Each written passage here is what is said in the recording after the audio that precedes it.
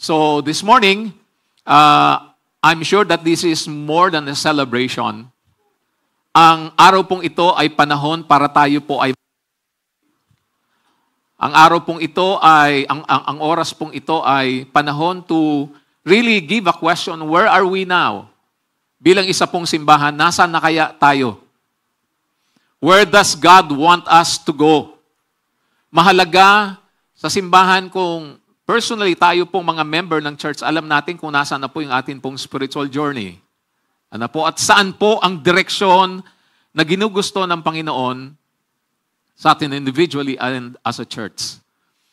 Kaya nung nagbigay po gaya na banggit ko kanina, nung binigyan po ako nagpadala ho sa akin pong messenger si Debbie ng theme ng church at saka yung text. Yun po, salamat dahil that's my principle. Ang principle ko po, ang learning at ang equipping starts dun po sa cradle to the grave. Simula ho nung pinanganak ho tayo hanggang sa tayo po ay libing, hindi ho matatapos ang pagtuturo, hindi ho matatapos ang learning process natin, ang equipping sa atin hong buhay. Do you believe on that? Our text sa umaga pong ito ay kababasa lamang po ni Pastor Migs. At ang aklat po ng Hebrews, according po sa Christian tradition, ay sinulat po at sinadjust po na ang writer po ay si Paul. Ang iba po ay nagsasabi na ito po ay sinulat ni Apollos, Barnabas, or some. Ang writer daw po ng Hebrews ay si Luke. Ang audience po ng isinulat po ang aklat po ng Hebrews ay para po dun sa mga Jewish Christians who were facing persecution and were tempted to revert to Judaism. Bumalik dun po sa religious na practices. At nung sinimulan ko pong pag-aralan po ang passage po natin sa umaga pong ito, meron hong 13 chapter ang Hebrews.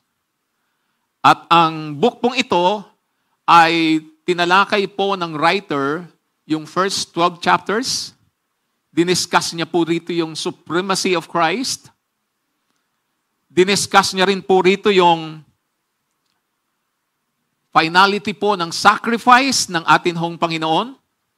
Diniscuss niya rin po rito yung calling sa endurance ng faith ng mga believers.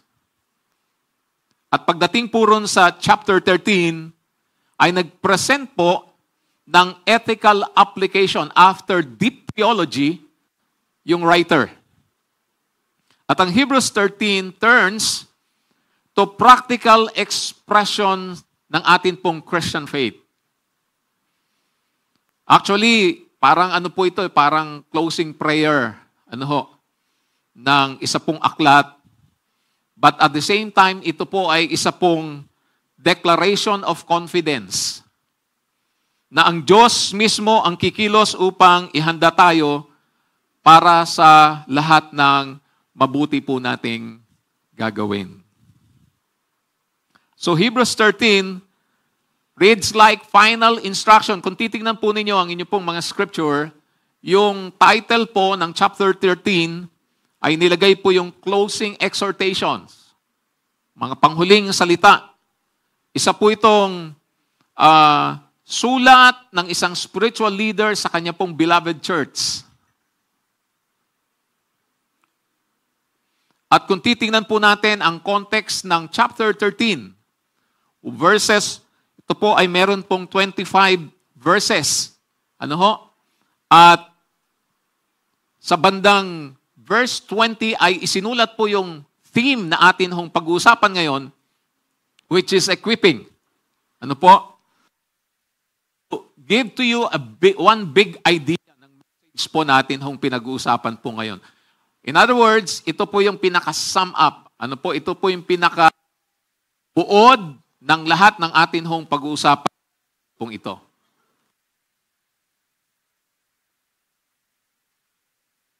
But completely through Christ to do His will and glorify His name. I would like to repeat that one big idea God equips us completely through Christ to do His will and glorify His name. Nilagyan po ko po ng title ang message natin ngayong umaga, Equipped for Every Good Works.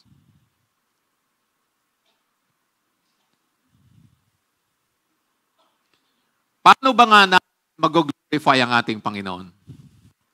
The main purpose why we live here on earth is to glorify God. Tama ho? At sabi ho ng atin pong big idea, para mag-glorify His name, we have to do His will.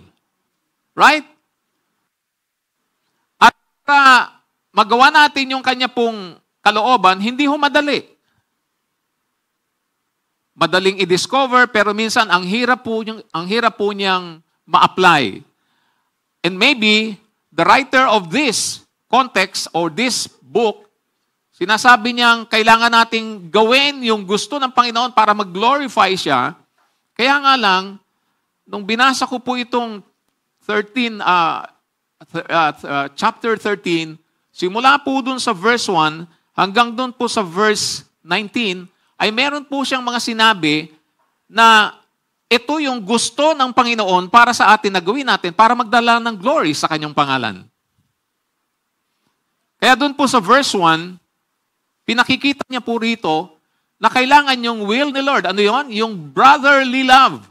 Binanggit po yung compassion for prisoners and the suffering. Pagdating po sa verse 4, binanggit po yung marriage and purity. Upholding the Christian ethics.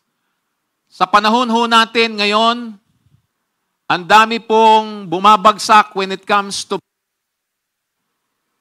ang dami pong Christian leaders sa atin pong panahon ngayon na bumabagsak ang kanila pong ministeryo dahilan po sa impurity. I think last year ay meron pong isang kilalang person dun po sa US na tinago niya po yung scandal na yun for more than 30 years. At nung siya po ay mag-e-exit na, magre-retire na siya sa kanya pong ministry, biglang na-reveal, na-disclose po yung impurity na ito. At simula po dun sa napakatakas niyang posisyon, siya po ay inalis. Hindi ho madali ang panawagan ng Diyos na gawin ang kanyang kalooban for us. Last month, nandyan po kami sa San Mateo at umattend po kami ng isa pong seminar na ang title po niya ay The Art of Church Growth. At yung speaker po ay nag-share po ng isa pong experience ng isang kapwa niya pastor. At ito po ay nangyari dito ho sa bansa po natin. Isa hong napakahusay na pastor na thousands yung kanya pong member. Marami hong mga outreaches.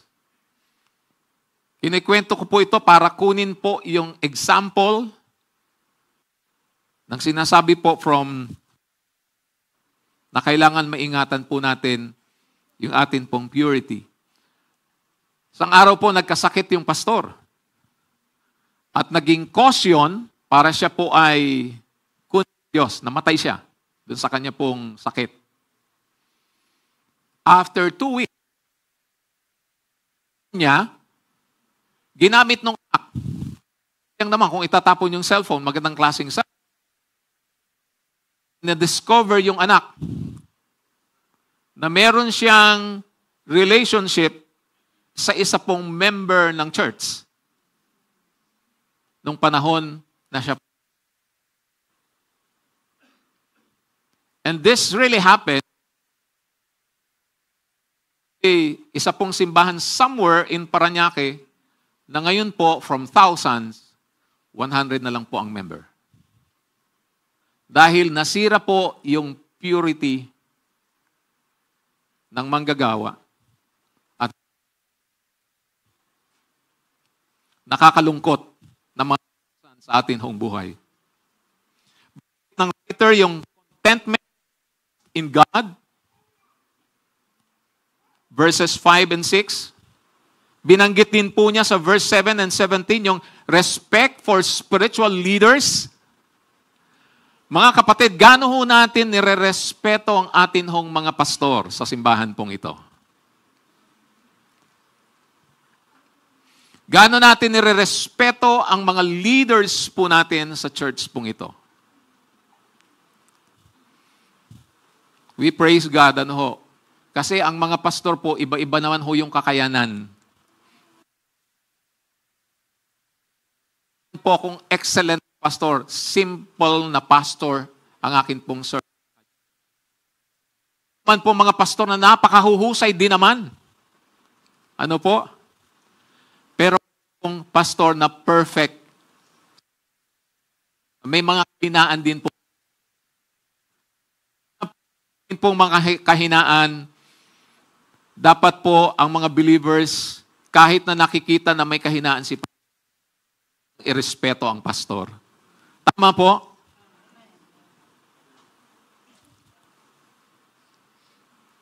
Verse 9, sinabi po ng writer yung steadfastness in doctrine.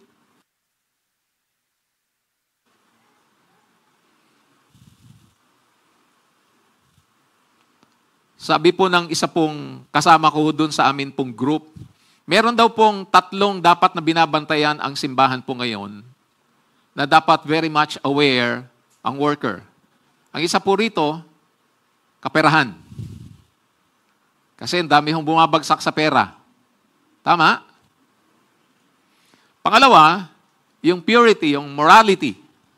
Ng worker, ng simbahan, binabantayan po yan. At pangatlo, yung atin pong doctrine, yung atin pong faith. Yung 3 pong yon. Yan lagi po ang target ng kaaway para pabagsakin ng isa pong worker, pabagsakin ng isa pong simbahan. At kapag na-touch po nila yan, ang dalihong bumigay ng gawain ho ng Panginoon. We all know, sa panahon ho natin ngayon, mga well-known leaders nagda-divert sa kanila pong mga teachings. Even sa amin pong group, may mga group din po kasi akong sinasamahan para magstay yung amin pong kakayahan to serve. Meron po akong tinatawag na group na R. Every Wednesday, nagkikita po kami. Reading and learning. So, babasa po kami ng isa pong aklat at pagdating ho ng Wednesday, chapter, dinidiscuss po namin yung book. Ang aklat na binabasa po namin ngayon ay yung sinulat po ni C.S. Lewis, yung Mere Christianity. Yun ho yung dinidiscuss po namin ngayon. At salamat sa Panginoon, kasi sa panahon ho na kami po'y magkakasama, parang ito po yung accountability group namin at sinasabi namin, Pastor, pag kami nakita kang ako ay medyo gegewang-gewang yung aking lakad, binibigyan kita ng karapatan na ako ay sawayin. Binibigyan kita ng karapatan na ako ay eplakin. Kailangan po natin accountability group sa panahon natin ngayon. Naalala ko po noon, si Pastor Mix, lagi ho kami pinapupunta niyan dito sa simbahan.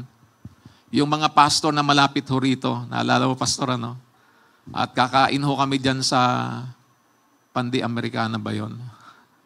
Pastor, wala na yun, meron pa ba? Hindi po yung fellowship na kasi gusto ko po yun. Yung nagkakaalaman ho kami kung ano ho yung aming mga dapat matutunan pa. Ganda po siya. Steadfastness in doctrine. Binanggit din po nung writer yung sacrifices of praise and doing good dun po sa verses 15 to 16. And finally, dun po sa verse 20, binanggit niya na po, ito pong napaka-importanting dapat na gawin ng church, ng individual sa panahon po natin ngayon. Yung sinasabi po natin dun sa one big idea. God equips us completely through Christ to do His will and glorify His name. We want to glorify His name. We want to do His will. Pero paano ang hirap? Ano ang kailangan gawin ni Marikina Christian Fellowship para magawa niya yung will ni Lord at mag-glorify niya ang ating Panginoon? Nandun po sa atin pong text. Ano yung sabi? Equip. Binanggit po sa Hebrews yung word na equip sa verse 21.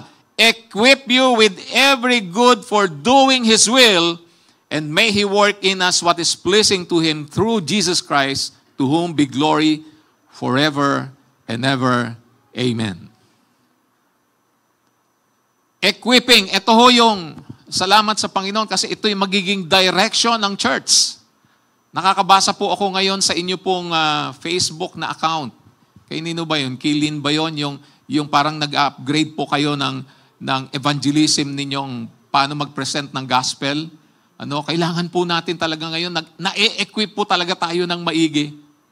Kasi that's the only way para magawa ho natin yung will ng Panginoon, yung pinagagawa niya sa atin, at mag-glorify ang atin pong Panginoon. Gusto ko pong pag-usapan natin, ano ho ba yung word na equip? Literally means, ang equip ay to repair, to restore, make complete or fully furnish. Yan pong ibig sabihin po ng word na equip. At ang salita pong mga binanggit ko, halimbawa yung repair, it was used in ancient times. The word repair for mending nets. Nandun po yan sa Mark chapter 1 verse 19. Na kapag ang mangingisda ay ilang beses nang ginamit ang kanila pong net, kailangan nilang chine-check, tinitingnan kung merong punit, kailangan pong sulsihan. Para kapag kayo ay nanghuli ulit ng isda, marami at walang lulusot at walang masasayang. Sa church po natin ngayon sa Montalban, yung spiritual nets po natin ay amin pong binabantayan po ng maigi po ngayon. Kasi meron po tayong ministry po doon na ang tawag po ay Rescue Kabataan. Hindi ko po alam kung familiar po kayo sa ministry pong ito, pero ito po ay isa pong ministry na yung non-government na samahan pong ito ay nakipagtandem po sa DepEd, at ang DepEd ay binigyan po tayo ng privilege na pumasok po sa mga public and private school para ibaba po yung program po ng Rescue Kabataan na sila po ay ma-prevent, lalo na sa bayan ho ng Montalban, mataas po ang atin hong percentage when it comes sa early pregnancy, lalo na ho, ang number 1 ho sa amin ngayon, suicide. Ang napakataas po ng percentage ng mga young people sa Montalban, sa Rodriguez, ng suicide. Drugs. Grabe po. Kaya pinayagan po tayo ng DepEd sa tulong po ng Rescue Kabataan na pumasok ho sa mga paaralan para sila po ay share natin ng moral values. Kami po ay nakaka 2 years na, kaya lang parang sabi namin, napakakonti ng amin pong harvest. Kailangan nating tingnan yung net. San kaya butas? Kaya ngayon po talagang inaaral po namin ng maigi. Ayaw naming i-give up. Sayang po yung privilege to minister sa mga young people po natin ngayon. Specifically, kami po ay pumapasok sa paaralan at sa bawat classroom. Kami po ay nag-share po ng moral values. At pagkatapos, if we do have that privilege, dinadala po namin sila sa church at sinasharean po namin sila ng gospel. Kailangan ang amin pong net ay lagi pong chine-check. Kailangan kami po ay lagi pong na-equip. Another word is the word restore. At ito po ay ginagamit po sa ancient time for restoring a broken bone. A medical term. Pagka nabalian ng buto, ay yun po. Kailangan po siyang i-restore back. Yung amin pong bunsong anak ay nursing student at minsan po siya ay nagkaroon ng duty sa may Quezon City. Ano ba yung hospital sa mga buto? Orthopedic. Sabi niya, Papa, mahirap ron. mag-duty kasi yung mga tinutulungan naming gamutin, puro mga victims ng mga nadisgrasya sa motor, lalo na yung gabi. Sabi niya, grabe pa, ang daming baling mga buto sa katawan. Alam niyo po, minsan nag-basketball yon yung bunso namin. Mahilig sa basketball po yung 3 kong anak. At may isang instance na hinabol niya yung bola during game. At nung maabutan na po siya, nadaganan po siya ng mas matangkad sa kanyang player na halos doble yung weight. So nung nadaganan siya, tinukod niya yung kamay niya, nabali po yung 2 buto rito. At tinakbot po namin sa orthopedic. Alas 5 ng hapon, nakauwi na ho kami alas 3 ng madaling araw, pero hindi siya nagamot. Naiwan pong balik, kaya dinala ho namin sa East Ave, doon na ho. Yun po yung sinasabi niya ritong restore, ibinalik sa tamang posisyon yung nabaling buto. Another word is make complete or fully furnish. Ginagamit po ito sa ancient time for training or preparing someone for a task. Palagay ko ho, ito ho yung tinatarget po ng church. Kahit kami po sa Montalban, ito ho yung gusto po naming lagi hong mailagay at ma-mindset sa atin hong mga kapatiran that we need training. We need seminar. Alam niyo kung ano po tawag namin sa mga training and conferences po na dinadaluhan namin? We call that happy hour. Pag may training, happy hour sa amin yun. Kaya lang nakakalungkot, di namin makuha 100% happy hour. Yung ibang tingin nila, dun sa happy hour, wasted hour. Kasi mas mahalaga sa kanila yung kanilang minsang mga, of course, mahalaga ang trabaho. Kaya lang kung magagawan mo ng paraan, kailangan ho nating ma-equip. Kailangan ho nating ma-prepare sa task kasi ang laki ho ng gawain po ng atin hong simbahan. Tama po ba ako? Tama po ba ako? Training or preparing someone for a task. So literally, equip means to repair, restore, make complete, or fully furnish. Yan po ang kailangan gawin ni mananampalataya para magawa niya yung gusto ni Lord at mag-glorify ang ating Panginoon. Kaya ngayong taon, palagay ko, si Pastor ay marami nang iniisip na mga equipping truck na tatakbuhin po ng simbahan pong ito.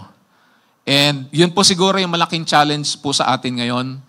Magbigay ho tayo ng malaking panahon sa lahat ho ng mga equipping na darating sa atin hong programa.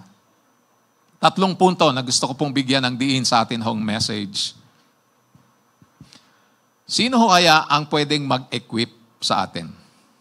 Based from the text, yung point number 1 po natin, ang unang-unang pwedeng mag-equip sa atin is God Himself. Sabi po ng Hebrews chapter 13 verse 20, now may the God of peace. Now may the God of peace. Pagkatapos po niyang sabihin yung dapat gawin ng mga Christian, sa kanya pong concluding words, doon po sa kanya pong pangwakas na mga salita, sinabi po niya, now may the God of peace. Ino-offer po niya at pinakikilala niya yung Diyos na pwedeng mag-equip sa mga mananampalataya. Because before God sends you out, He brings you peace. His goal isn't just productivity, it's inner wholeness. Pag-aayos po ng atin hong buhay. Yan hong isa po sa pinakamagandang gustong gawin ng Panginoon sa atin hong buhay. I-equip niya tayo. Bakit? Kasi gusto niyang ayusin yung alin? Yung inner life natin.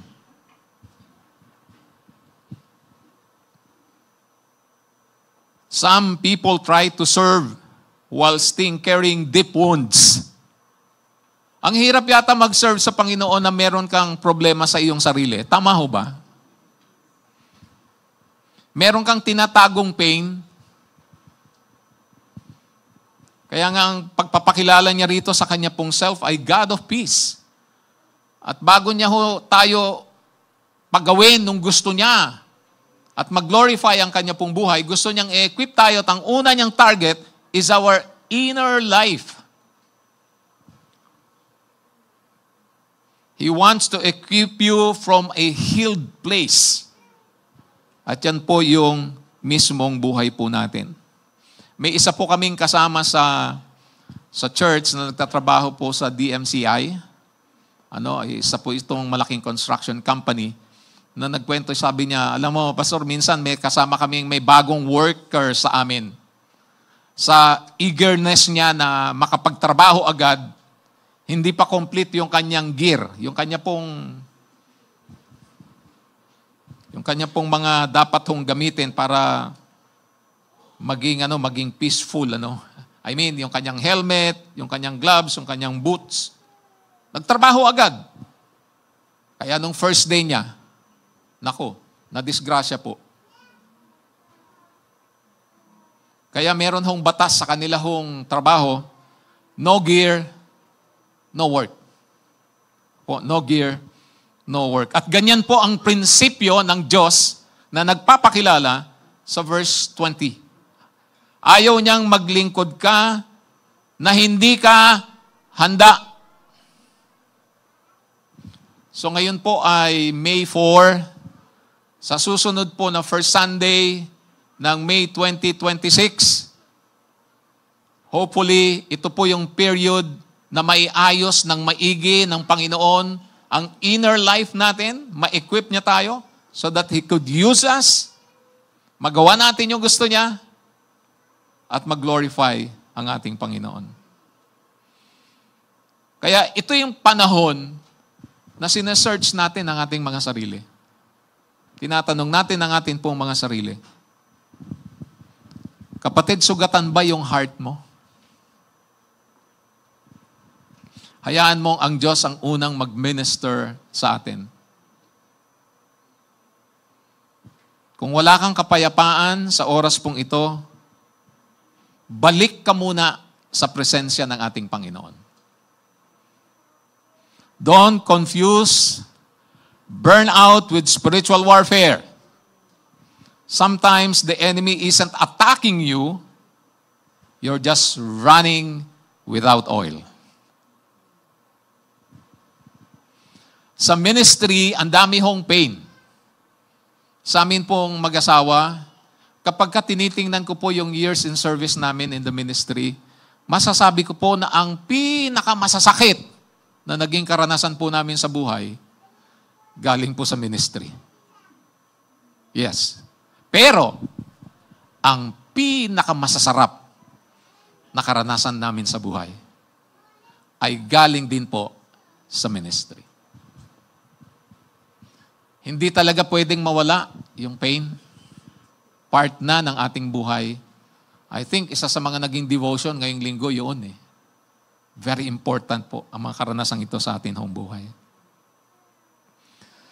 Sa loob po ng simbahan din ay nakakita ho kami ng mga taong binago ng Diyos. Dahilan po sa kaka-attend na mga seminar. Na-discover ho naming mag-asawa, ang hirap po palang maghubog talaga ng tao. Di ba, Pastor? It takes years. Minsan 15, minsan 20 years, doon palang makikita yung yung mga changes nila sa buhay. I remember one time, nag-sell si Joy. Sa isa pong mga young people po namin, medyo ginabi. Sinundo nung tatay. Nagagalit. Gabing-gabi na! Tapos lumabas si pastora, si Joy. Paglabas niya, sabi niya, kaya pala ganun yung word. Alam niyo, yung person na yon, pinili talaga namin isama sa equipping. Sa mga seminar, sa mga training, sa mga conferences, sunod naman siya ng sunod.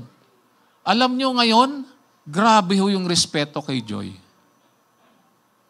Grabe ho yung kanya pong pag-respect. At sabi niya, may mga nagtatanong, ba't ganyan ka na kay pastora? Kasi pastora yung tawag sa kanya sa simbahan namin. Pasensya na po kayo dito, wala kasing pastora eh. Pero yun po sa amin ay ganun. Ano ho? Ba't ganyan ang pagtrato mo sa kanya ngayon? Taas ng respeto mo. Sabi niya, alam nyo, ang dami kong dinaanan ng mga training, seminar. Na-equip ako ng maigi. Kaya natuto akong rumispeto sa aking leader. Biro mo yun? Ang tagal-tagal ho naming inalagaan, yan pala doon namin may encourage na mag-change. Sa totoo lang po, hindi lahat ng mga sinasabi naming mga pastor, minsan nag-strike sa mga hearers namin sa church. Natutunan ko po yan. Minsan, dadalhin namin sila sa mga trainings and seminars.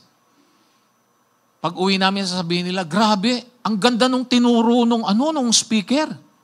Sabi ko, tinuro ko na yan ah. Bakit sa kanya narinig nyo, sa akin hindi?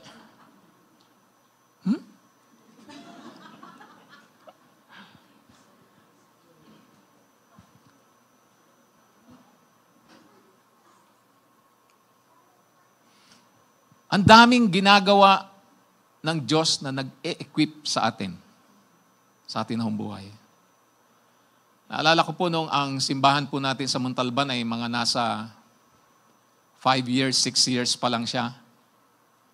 Alam nyo, ganun pala yung heart ng isa pong worker na yung heart mo parang hindi ka kontento, hindi ka masaya at parang gusto mong umiyak kasi nakikita mo yung church hindi nag-grow. O ganun yung naging heart ko noon. Sabi ko, Lord, ano bang gagawin ko? In-equip mo na nga ako sa seminary. Nag-Phoebias na nga ako. But hindi ko kayang palaguhin yung simbahan. Salamat nga pala sa Marikina Christian Fellowship. Kasi sila po yung nag-push sa akin, Pastor Nestor, para ako po magkaroon ng equipping sa akin pong buhay sa loob po ng seminary. Malaking tulong. Pero paglabas ko, sabi ko, parang meron pa akong gustong gawin. Dapat hindi napuputol. Kaya ako po naghahanap po ng mga trainings, mga seminars. Pag may nakita po akong nilalagay po sa Facebook or kahit saan, ako po talaga hong pinupuntahan ko. At minsan ho, naglalakad po ako dyan sa gitna po ng EDSA sa may SM City. Hindi ba meron po dong Word of Hope? Pag galing ka ng SM, tatawid ka doon sa bridge. Naglalakad po ako doon sa tulay. At sabi ko, Lord, umiiyak po ako noon. Sabi ko, Lord, gusto ko mag-grow yung church. At itong dadaluhan ko, tulungan mo ko na makatch ko yung marami para mag-grow ang church. Alam mo, salamat sa Panginoon, by His grace, ang daming nakukuha sa mga trainings and seminars para ma-equip ako. Lalo po akong na-in love sa ministry and the more I serve the Lord sa panahong pong yan na ang dami ho niyang ginagawa sa akin pong buhay. Mga kapatid, God is not a distant God or passive. He is the God of peace, intimately involved in our transformation. Meron siyang gustong ayusin, ilagay sa kaayusan sa atin hong buhay. Kasi gusto niya tayong tulungan na gawin yung gusto niya at mag-glorify ang ating Panginoon. The God who equips us. The second point na gusto ko pong i-share ngayon is the power that equips. The power that equips us. Sabi niya po ron sa verse 20, who brought again from the dead our Lord Jesus, the great shepherd of the sheep, by the blood of the eternal covenant. So God doesn't just give us an assignment. He gives us power to fulfill them.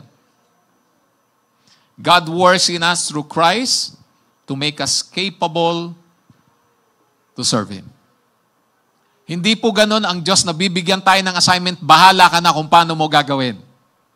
Binibigyan niya po tayo ng mga dapat natin gawin at siya po ang gagawa ng paraan para ma-accomplish natin yung mga bagay na yun. At dito po, ipinakikita kung anong klaseng kapangyarihan ang nakapaloob dun sa equip na sinasabi po rito.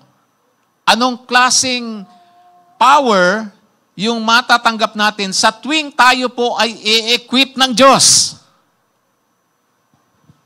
Ikinumpara niya po ito sa word na resurrection. Yung kapangyarihan ng pagkabuhay muli ng ating Panginoon is the power na nandun po sa equipping para tayo po ay mahasa at matrain sa dapat nating gawin for God.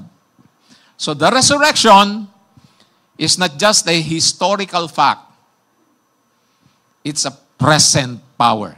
And it is available sa bawat isa po sa atin. Katatapos lang po ng Holy Week. Tama ho, no? At pinag-usapan ho marahil sa simbahan pong ito yung resurrection. Alam po ninyo yung kapangyarihan ng bumuhay ng patay is the same power na nilalagay ng Diyos para tayo ay ma-equip at gawin yung gusto niya. That will bring glory sa buhay, sa ministry na pinagkatiwala sa atin ng Panginoon. So kung binuhay ng Diyos si Jesus mula po sa kamatayan, mga kapatid, walang imposible sa buhay mo na hindi niya kayang buhayin muli. Walang imposible sa buhay mo na hindi niya kayang buhayin muli. Amen for that. What part of your life feels like it's dead right now? Kumusta na yung atin pong Christian life? Kumusta na yung atin pong devotional life? Kumusta na yung ating prayer life? Buhay. Pakitanong mo nga yung katabi mo, sikuhin mo, sabihin mo, buhay pa ba? Buhay pa ba yung iyong devotional life? Nagpe-pray ka pa ba?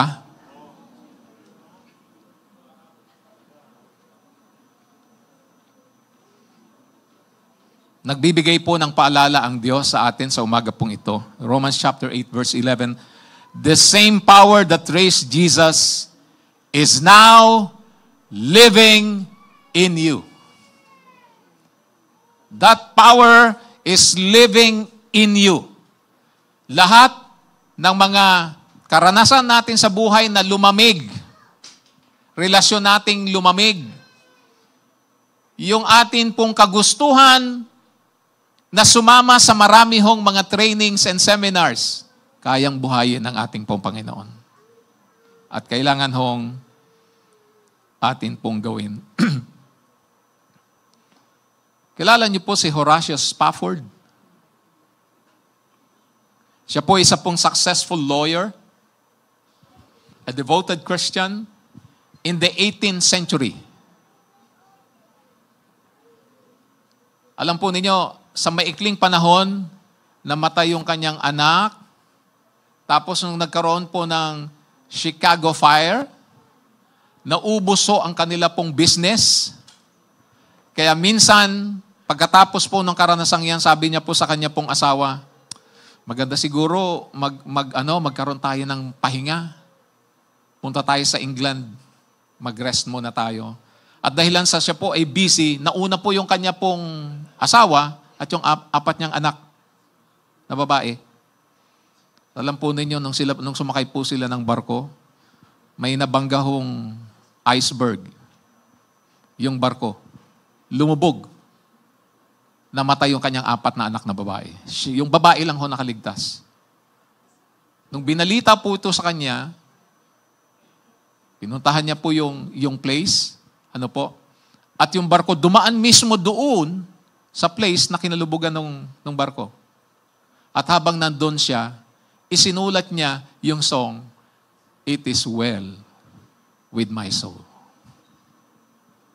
It is well with my soul. It was a resurrection power at work in a grieving soul. Kahit na ano pa yung maging sitwasyon ng buhay natin, grabe yung kapangyarihan na ito ng Panginoong Diyos para tayo ay muling bigyan ng lakas at magawa yung gusto niya for His glory. Kaya wag ho nating papakawalan ang mga darating ho ng mga equipping dito po sa simbahan pong ito. Yung every Tuesday, Pastor, ganda po yung sinishare ni Pastor Willie. May I see those hands ang dumadalo every Tuesday? Wala pa ho sa 1/4. Oh, sa Zoom. I'm sorry. Sa Zoom po. Daluhan ho natin. Ako hanggat maaari hindi conflict. Nandun po ako. Marami po akong take note, Pastor, sa inyo pong sinishare.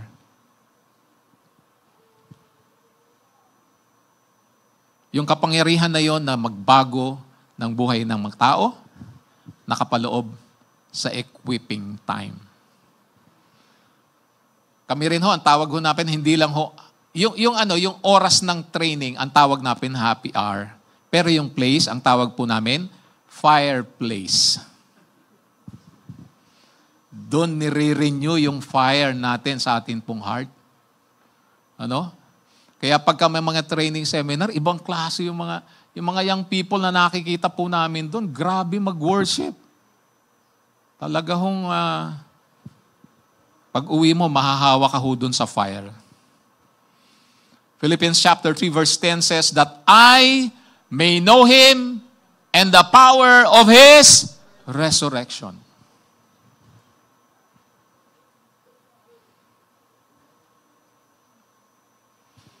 Don't rely on your own strength. Walk daily with Jesus. The same power that raised Him from the dead is at work in you to shape your desires, your discipline, and your direction. Pangatlong point natin sa umaga pong ito, the purpose of our equipping. Sabi niya po sa verse 21, equipped you with everything good that you may do His will, working in us that which is pleasing in His sight through Jesus Christ. Mga kapatid, you are equipped not to impress.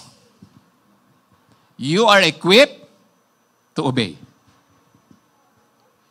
God doesn't equip us to build our own kingdom.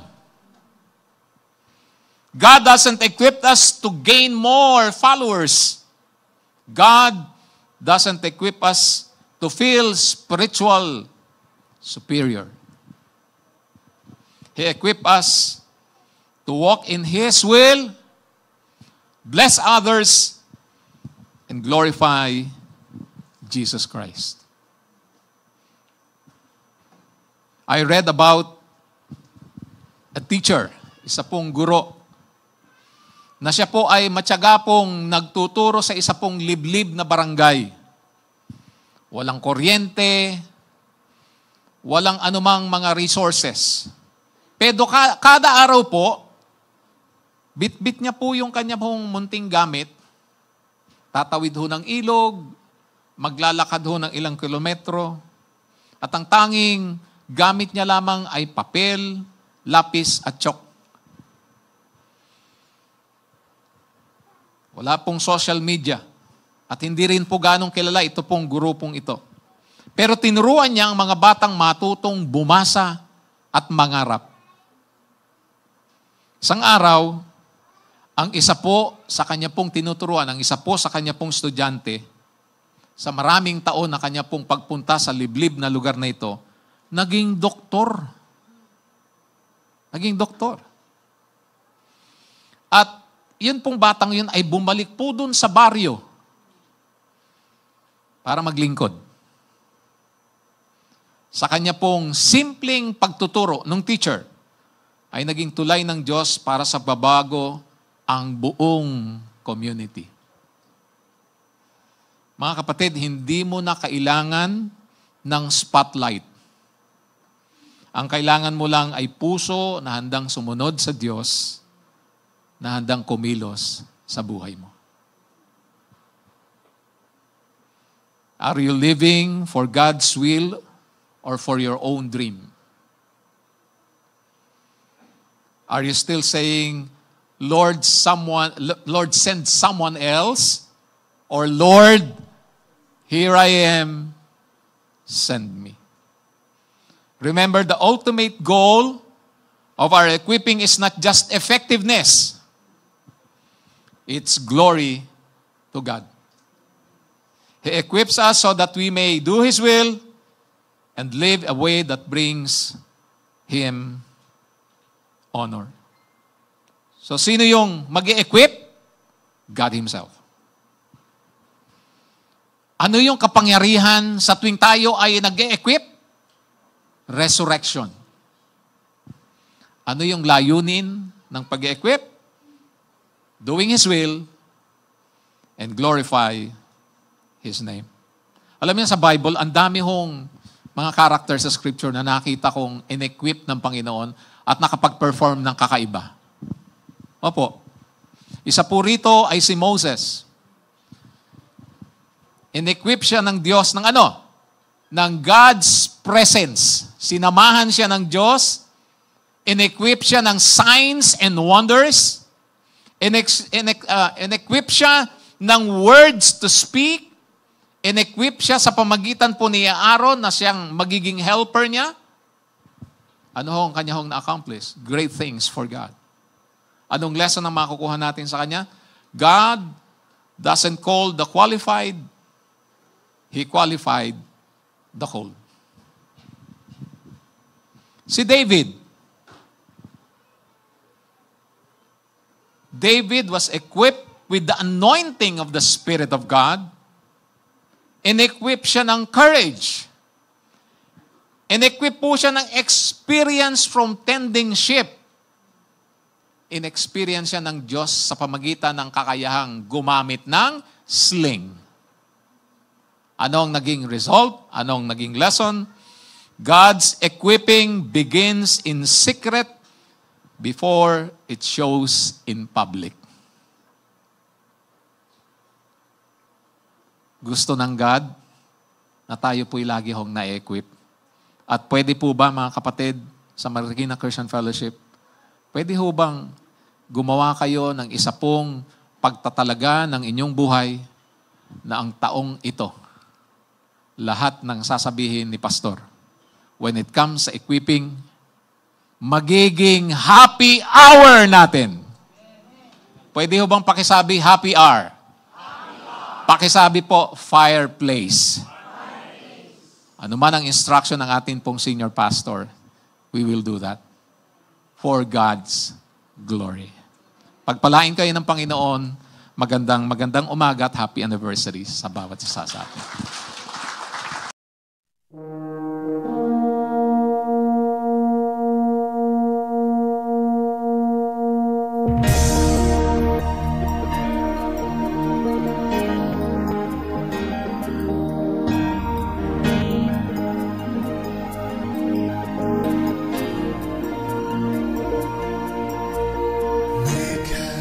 Your showcase an attraction for you, that others may see who you really are,